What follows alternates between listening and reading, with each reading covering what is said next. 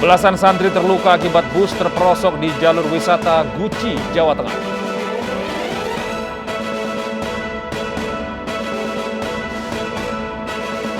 Polisi tangkap seorang pria bersenjata di gedung PBB dan gedung PBB ditutup.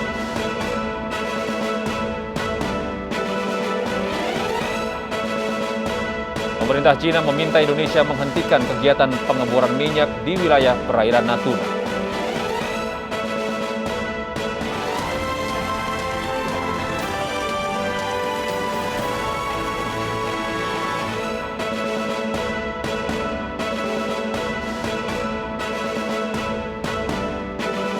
Selamat pagi pemirsa, kami hadir kembali dalam iNews Pagi melengkapi informasi Anda pada pagi hari ini. Selain 3 berita utama tadi, kami juga akan hadirkan beberapa informasi penting lainnya bersama saya, Gede Satria. Inilah iNews Pagi selengkapnya.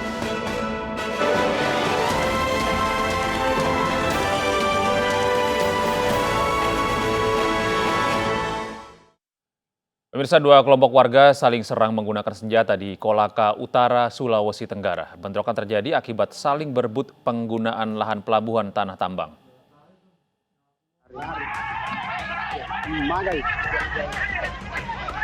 Saling serang dua kelompok menggunakan senjata tajam dan benda tumpul lainnya terjadi di pelabuhan milik PT KMR di Kecamatan Batu Putih, Kolaka Utara, Sulawesi Tenggara. Untuk menghindari sasaran bentrokan, beberapa pekerja berlarian menyelamatkan diri.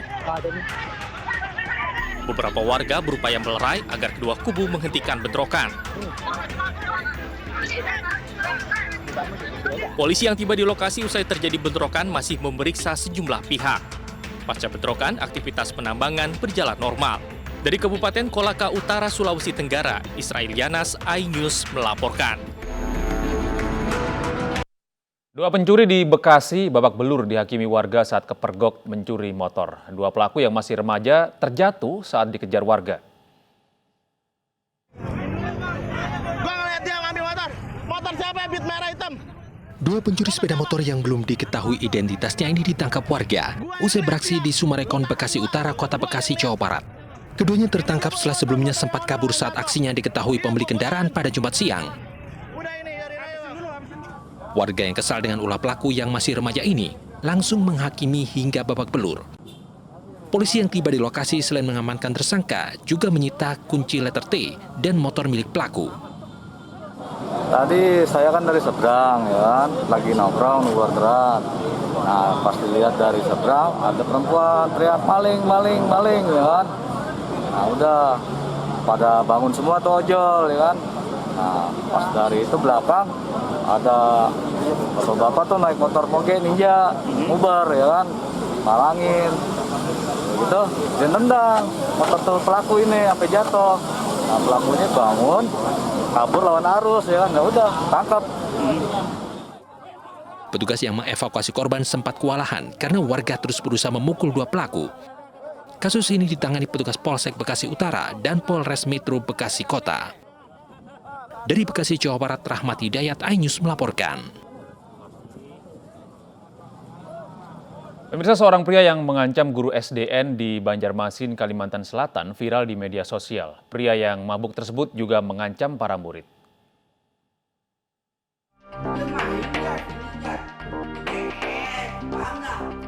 Diduga terpengaruh alkohol, seorang pria yang belum diketahui identitasnya ini terekam kamera saat mengancam sejumlah guru SD di Negeri Kuin Utara 7 Banjarmasin, Kalimantan Selatan. Aksi premanisme ini kerap dilakukan pelaku tak hanya di ruang guru, tapi juga kepada para siswa saat proses belajar mengajar sedang berlangsung. Menyingkapi video viral di media sosial, pihak kepolisian sektor Banjarmasin Utara memburu pelaku karena meresahkan lingkungan sekolah. Tidak ada, hari ini kami panggil dan kami sudah dapatkan beberapa clue-nya. Timnya kami bentuk nanti untuk ke sana. Yang pertama terkait dengan gangguan itu, yang kedua didalami, yang ketiga bila terbukti pidana kita proses. Saat ini polisi masih terus melakukan pencarian. Pihak sekolah berharap pelaku segera ditangkap agar tak mengganggu kegiatan belajar mengajar.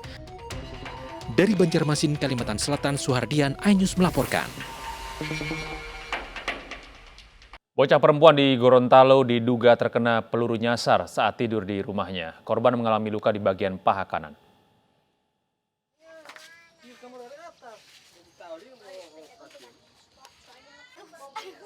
Warga di Desa Hulawa, Kecamatan Telaga, Kabupaten Gorontalo, digegerkan peluru nyasar menembus plafon rumah milik salah satu warga. Benda tersebut tak hanya menembus atap rumah, namun juga mengenai seorang bocah perempuan berumur 7 tahun. Penghuni rumah mendengar suara letupan dari atap rumah. Mereka tak sadar jika suara tersebut berasal dari peluru yang nyasar masuk rumah. Korban sempat merasakan kesakitan, namun orang tua korban baru mengetahui proyektil peluru itu tertanam di bagian paha kanan Nabila saat korban ingin buang air kecil. Itu adik mau buang air kecil. Nah, ketika keluar celananya sudah tertahan di benda itu. Saat ini korban telah dirawat intensif di Rumah Sakit Aloi Sabu, Kota Gorontalo, dan sudah menjalani operasi untuk mengeluarkan benda diduga peluru dari tubuhnya. Anak yang menjadi korban sudah dilakukan operasi.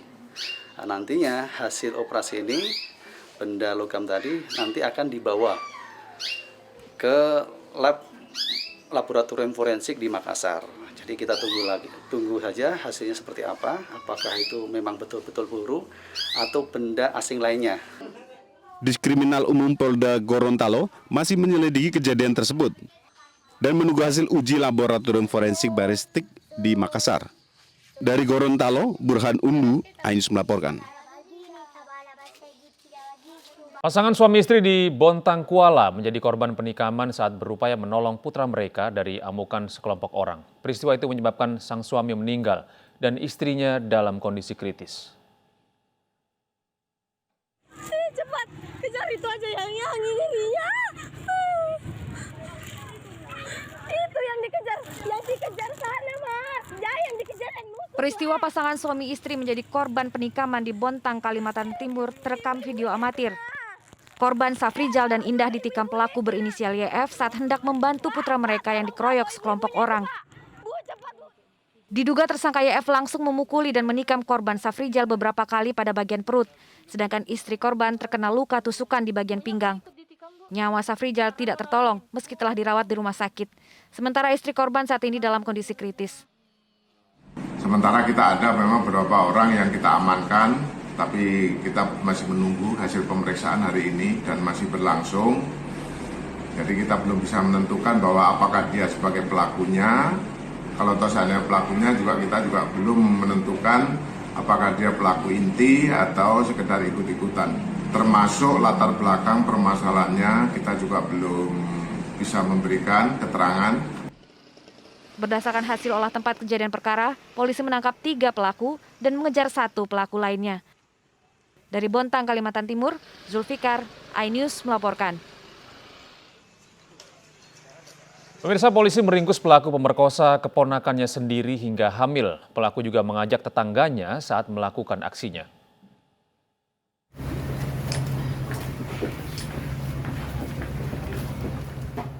Petugas Reserse Kriminal Polres Serang Kota menangkap kedua pelaku di rumahnya di wilayah Kasemen, Kota Serang, Banten. Aksi bejat pelaku berawal saat korban hendak pulang ke rumah usai sholat di masjid.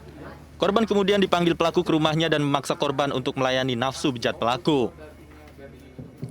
Korban yang juga penyandang disabilitas ini diancam akan dibunuh oleh pelaku jika menceritakan hal itu kepada orang lain. Pelaku juga sudah 6 kali memperkosa keponakannya itu. Pemerkosaan. Melakukan dengan korban berhubungan berapa kali? 6 kali. Ya. Adalah tetangga korban. Tak hanya sendiri, pelaku juga mengajak tetangganya saat memperkosa keponakannya. Akibatnya, saat ini korban hamil. Korban ini kondisi saat ini hamil dan tinggal bersama dengan pelaku yang itu merupakan paman kandung dari korban. Korban bercerita kepada keluarganya, yang mana orang tua dari korban juga mengalami kondisi yang sama seperti korban, artinya memiliki kebutuhan khusus. Cerita ke tetangga, kemudian tetangga yang membantu melaporkan ke Polres. Polisi mengamankan barang bukti sarung milik pelaku dan pakaian korban. Para pelaku dikenakan pasal 286 KUHP dengan ancaman penjara 5 tahun. Dari Serang, Banten, Mahesa Apriyadi, iNews melaporkan. 1 kali dan luka robek di kan kita. Gadis tunawicara di Sanggau, Kalimantan Barat diperkosa supir truk saat ditinggal ibunya yang seorang tukang pijat ke warung. Perbuatan tersebut dipergoki adik korban hingga membuat pelaku dibekuk keluarga korban dan dilaporkan ke polisi.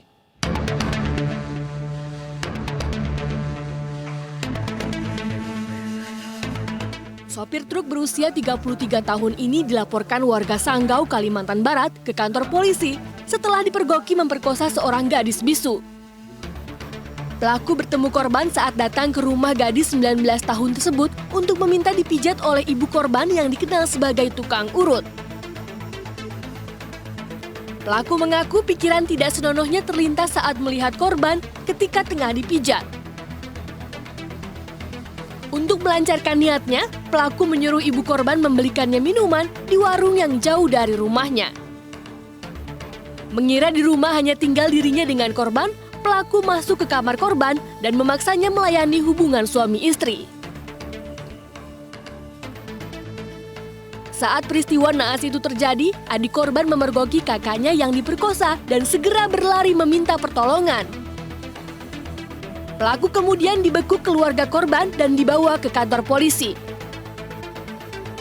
Terjadi pada hari Minggu tanggal 28 November pada pukul 10 titik kacamata waktu Indonesia Barat, di mana tempat kejadian ini adalah merupakan rumah korban. Korban sendiri dengan inisial Bunga dengan umur 19 tahun yang merupakan penyandang disabilitas atau cacat dalam dirinya, sedangkan tersangka pelaku dengan inisial TT dengan umur 33 tahun. Untuk mempertanggungjawabkan perbuatannya, pelaku dijerat pasal 285 dengan hukuman penjara 12 tahun.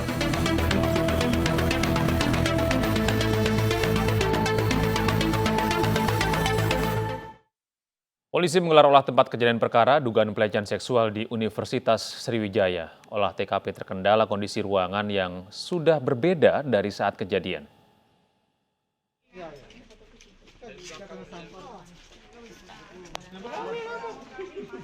Polisi menggelar olah tempat kejadian perkara kasus dugaan pelecehan seksual yang diduga dilakukan oleh oknum dosen Fakultas Keguruan Ilmu Pendidikan Universitas Sriwijaya, Sumatera Selatan. Olah TKP terkendala sulitnya mendapatkan izin dari pihak kampus. Selain itu, ruangan tempat kejadian telah banyak yang berubah dan tidak sesuai dengan saat kejadian. Pada saat ke TKP, berdasarkan pengakuan dari korban, itu tempat sudah tidak sesuai seperti pada saat kejadian. Ternyata kita pun juga dapat informasi kepala daripada ruangan itu juga sudah berganti. Jadi ada beberapa barang yang dikeluarkan dan itu yang agak menyulitkan. Tetapi pada saat nanti kita melakukan rekon, itu pun juga... Kasus ini terkuak berawal dari peristiwa viral di sosial media. Seorang mahasiswi mengaku dari Universitas Sriwijaya Indralaya, Sumatera Selatan, dan ia mengaku menjadi korban pelecehan seksual yang dilakukan oleh dosennya saat bimbingan skripsi. Setelah penyelidikan, korban yang melaporkan pelecehan seksual bertambah, namun hingga kini dosen tersebut belum ditahan. Dari Palembang, Sumatera Selatan, Firdaus, iNews melaporkan. Ya, pemirsa, hingga kini polisi masih menyelidiki pemeran perempuan yang diduga melakukan porno aksi pamer payudara di Bandara Yogyakarta International Airport. Diduga video porno aksi itu dibuat 1 tahun yang lalu.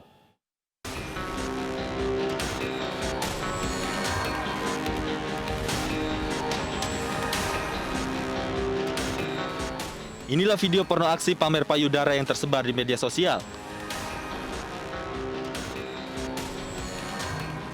Video berdurasi 1 menit 23 detik ini diduga dibuat di Bandara Yogyakarta International Airport 1 tahun yang lalu.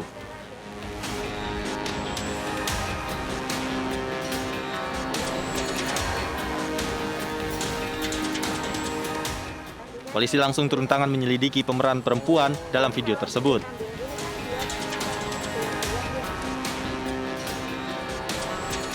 Adanya perilaku porno lah, kita istilahkan seperti itu yang terjadi. Hal tersebut diambil atau dilakukan di wilayah area Bandara Yogyakarta International Airport. Dari pelakunya belum bisa kita tentukan itu siapa, meskipun ciri-cirinya terlihat dari video tersebut. Video tersebut diunggah dari sebuah akun. Akun itu bukan akun pribadi.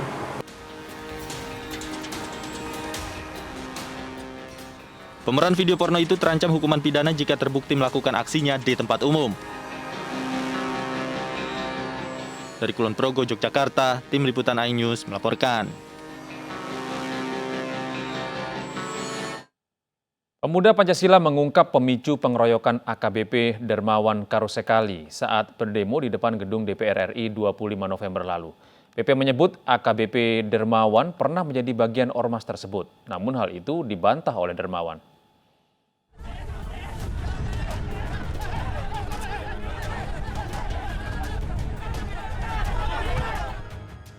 Ormas Pemuda Pancasila mengungkap pemicu pengeroyokan AKBP Dermawan Karosekali oleh kadernya saat berdemo di depan gedung DPR RI beberapa waktu yang lalu. Menurut Ketua Badan Penyuluhan dan Pembelaan Hukum PP, Rasman Arif Nasution, pengeroyokan terjadi karena salah paham.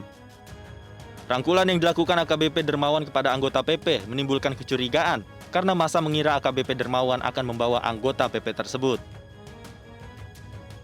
Rasman juga menyebut AKBP Dermawan Karosekali pernah menjadi kader Pemuda Pancasila. Kami dapat informasi, saudara AKBP Dermawan ini pun sebelum masuk SPA, dia ini kader PP. Kan dia ngerti betul karakter PP ini. Terkejut mereka kan gitu, ini lagi orang emosional gitu. Gak ada maksud kita itu yang namanya hantam sana, hantam sini, hajar sana, hajar sini, doktrinasi, nggak ada, tidak ada. Nah, jadi aspek penegakan hukum kami bela.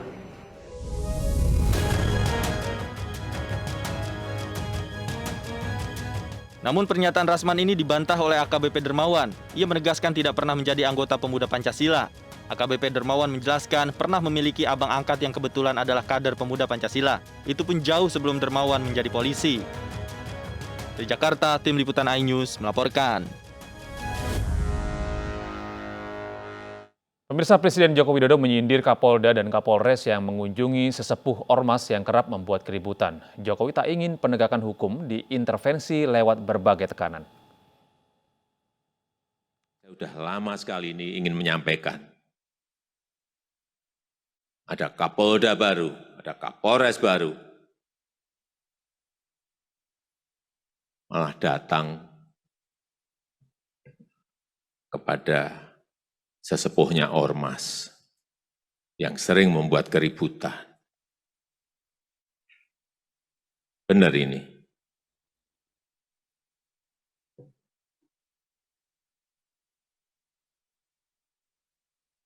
Datanya, Pak Kapolres, kenapa Bapak melakukan ini? Supaya kotanya kondusif. Tapi apakah cara itu betul? Hati-hati, jangan menggadaikan kewibawaan dengan sowan kepada pelanggar hukum.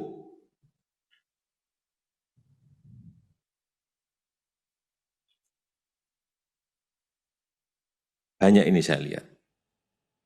6 rumah warga hangus terbakar di kawasan permukiman padat penduduk di Kota Makassar. Kami hadirkan informasi lengkapnya sesaat lagi.